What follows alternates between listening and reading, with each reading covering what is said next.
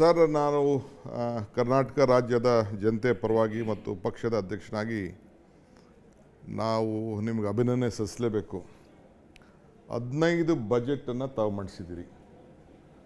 15ನೇ budget ಮೊದಲನೇ ಬಜೆಟ್ಗೂ ಈ ಬಜೆಟ್ಗೂ ನಿಮ್ಗೆ ಏನು ವ್ಯತ್ಯಾಸ ಕಾಣ್ತಾ ಇದೆ?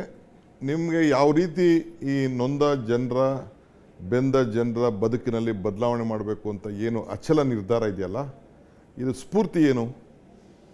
ಮಹಾತ್ಮ ಗಾಂಧೀಜಿಯವರು ಹೇಳದಂತೆ ಜನರ ಕಷ್ಟಗಳನ್ನು ನಿವಾರಣೆ ಮಾಡ್ತಕ್ಕಂಥದ್ದು ಭಾಳ ಮುಖ್ಯ. ಬಜೆಟ್ ಮೂಲಕ ಜನರ ಕಣ್ಣೀರು ಒರೆಸ್ತಕ್ಕಂಥದ್ದು ಭಾಳ ಮುಖ್ಯ. ನಾನು ಹಿಂದೆ 94-95ರಲ್ಲಿ ಮೊದಲನೇ ಬಾರಿಗೆ ಹಣಕಾಸಿನ ಮಂತ್ರಿಯಾಗಿದ್ದೆ.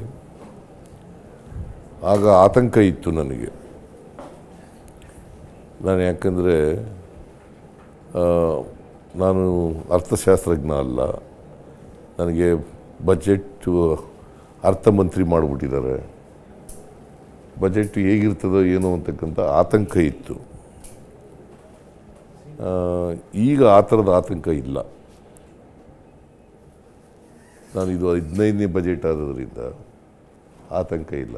ಬಟ್ ಬಜೆಟ್ ಮೂಲಕ ಪ್ರಾಮಾಣಿಕವಾಗಿ ಈ ನಾಡಿನ ಸಮಸ್ಯೆಗಳು, ಜನರ ಭಾವನೆಗಳು, ಜನರ ಕಷ್ಟ ಅವರಿಗೆ ಸ್ಪಂದಿಸ್ತಕ್ಕಂಥ ಕೆಲಸ ಬಜೆಟ್ ಮಾಡಬೇಕು.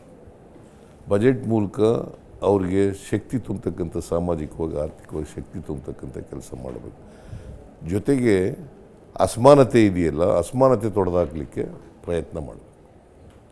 ಸೊ ಇದು ನನಗೆ ಅವತ್ತಿನಿಂದಲೂ ಕೂಡ ಇದೆ, ಇವತ್ತಿನಿಂದ ಈಗಲೂ ಕೂಡ ಇದೆ. ಡಿಪೆಂಡಿಂಗ್ ಅಪಾನ್ ದಿ ಅವತ್ತು ಬಜೆಟ್ಟು ಭಾಳ ಕಡಿಮೆ ಇತ್ತು.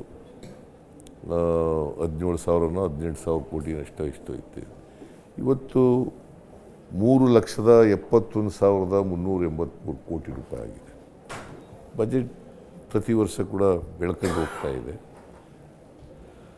ಸಮಸ್ಯೆಗಳು ಕೂಡ, ಎಲ್ಲ ಸಮಸ್ಯೆಗಳನ್ನು ಕೂಡ ಬಗೆಹರಿಸಲಿಕ್ಕೆ ಸಾಧ್ಯ ಆಗಲ್ಲ.